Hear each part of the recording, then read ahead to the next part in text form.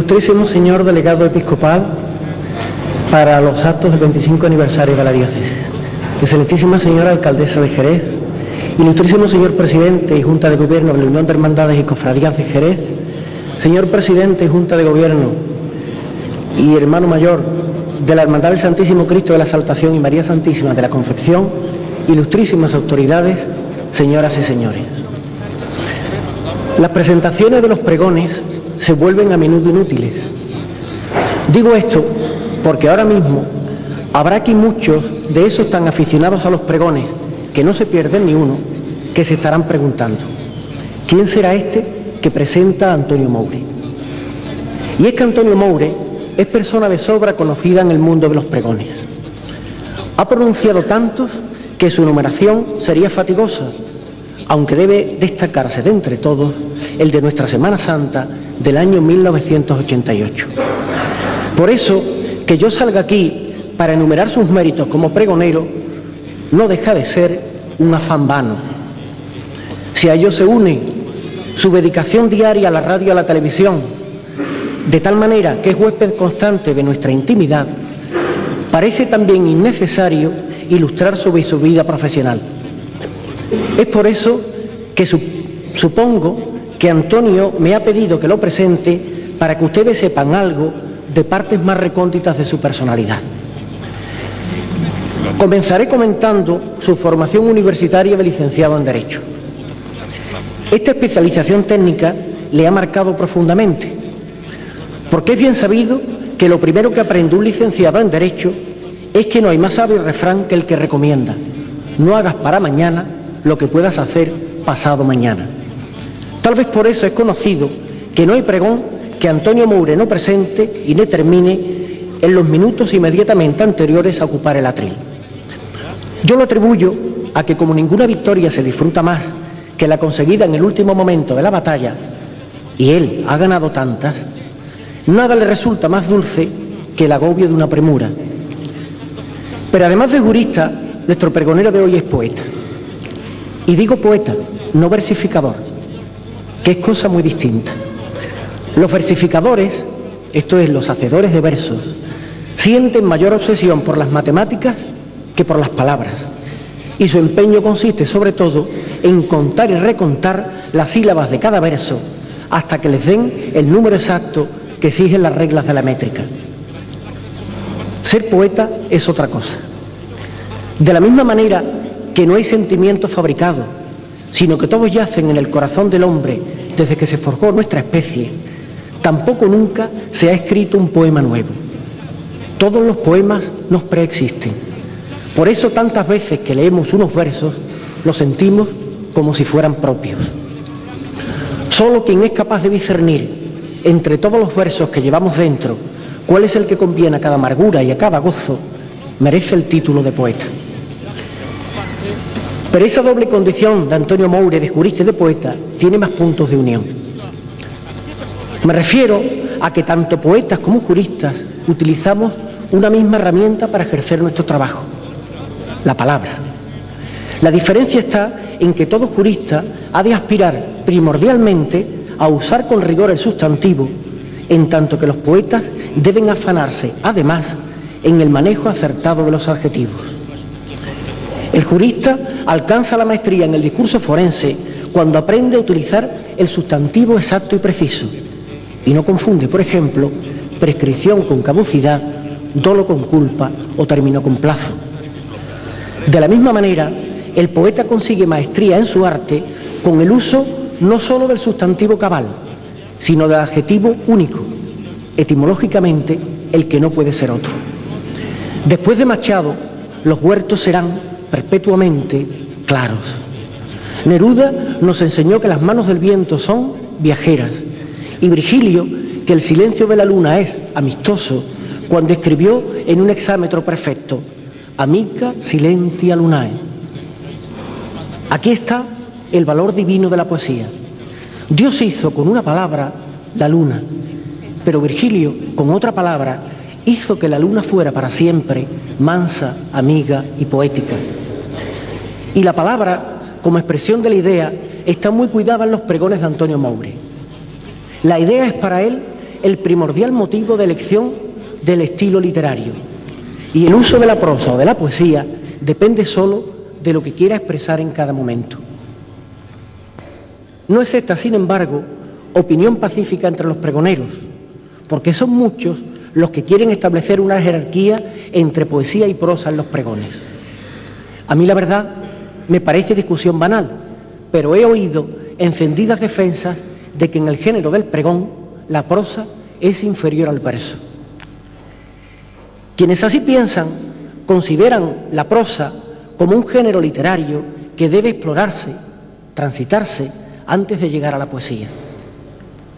No lo creo, entre otras cosas, porque históricamente el camino andaba hacia el inverso. Los orígenes de la literatura se encuentran en la épica, género que es esencialmente poético. Todos los narradores antiguos escribían en verso.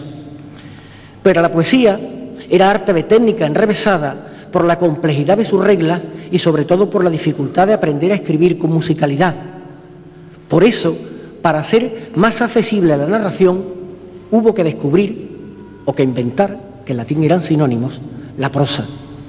Esto mismo quiso decir Emerson cuando afirmó que el lenguaje es poesía fósil, es decir, que la prosa es la evolución de la poesía. Nuestro pregonero dice en un momento de su pregón de hoy: es capaz de escuchar hasta el vacío. Un endecasílabo espléndido, incluso con el acento en la sexta sílaba, como exigen los más perfeccionistas. Les invito a descubrir si se encuentra entre la prosa o entre los versos. Por tanto, nunca debe hacerse distinción de los pregones por el dominio que tenga en ellos la poesía o la prosa. La única clasificación que admiten, como toda obra literaria, es la que separa los buenos de los malos. Y el que van a oír ustedes hoy es un espléndido pregón. En él se conjugan la idea lúcida con el adjetivo sutil, la gravedad del dogma con el verso alegre. Un pregón sin saltos de calidad, como si Antonio hubiera alcanzado un estado de constante inspiración mientras lo escribía. Pero como no se conoce creador a quien no se le escondan de vez en cuando las musas, presumo que los pocos ratos en que las ha perdido de vista, culpa exclusiva de las nubes, por cierto, porque en el pregón de hoy confiesa que su musa más fiel es la luna. Como decía, cuando a Antonio se le han escondido las musas, ha descubierto el duende. Nada tiene que ver el duende con las musas. Estas nacen de trabajar con paciencia y esperar a que lleguen. El duende no aparece, sino que agrede. No es un pensar, sino un luchar. Lo sé desde que un día oí decir a una gitana vieja que cuando cantaba con duende, la garganta le sabía a sangre. Ustedes van a descubrir enseguida cuando, mientras escribía el pregón, a Antonio le acompañaban las musas y cuando ha tenido que pelearse con el duende. En él encontrarán versos con la delicadeza del nardo y otros dolientes como espinos, de esos que abundaban tanto en las laderas de los cerros de Jerusalén y que eran tan útiles para encender el fuego como para trenzar una corona. Estas contradicciones en el pregón son precisamente las que le prestan emoción, porque es bien sabido que las paradojas reflejan mejor las ideas, igual que las sombras dan más claridad a la luz.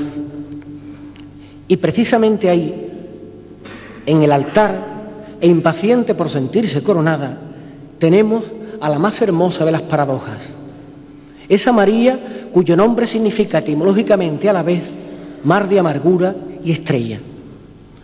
Significado alegre y triste, claroscuro de muerte y de vida, de fracaso y de triunfo, como fue toda la redención del hombre.